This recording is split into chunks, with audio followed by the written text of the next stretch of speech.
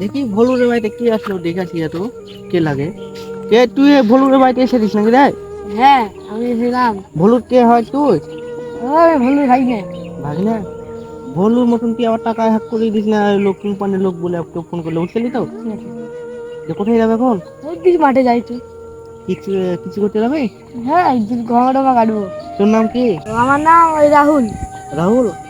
তোর মামার মতন করিস না, কোম্পানির লোক যা হোক কেউ ফোন করলে কারো ইসে ফোন তুলবি না, কেউ অফার দিলে কোনো টাকা নিবি না হলো।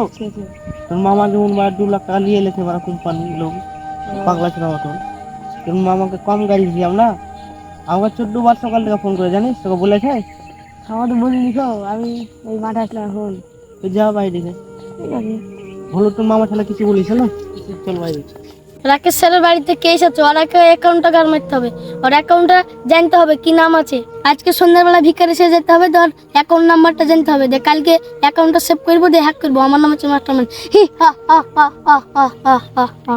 ব্যাটাটাকে আজকে বাইরে কানের উপর একদম চড়াবো, চালাবো। আর ব্যাটাটাকে কোনোদিন না পড়িয়ে ব্যাটাটা সব মূর্খ হয়ে গেলো। ওদের ফ্যামিলিটা এরকম মূর্খ ছিল, তো মূর্খ তো মূর্খই হবে। আমার বহু কাজকে এমন পিটবো আর বাড়ি তাড়াবো, আমার বেটাটাকে একাই পড়াশোনা শেখাবো, তাহলে আমার বেটাটা ভালো পড়াশোনা শিখবে। যাই রাকেশ স্যারের বাড়ি যাই, অ্যাকাউন্টটা জেনে আসতে হবে কি নাম আছে, তারপরে অ্যাকাউন্টটা সেভ করবো, তারপরে হ্যাক করবো। ভাই যাই ভুলু সব কিছু বলতে হবে।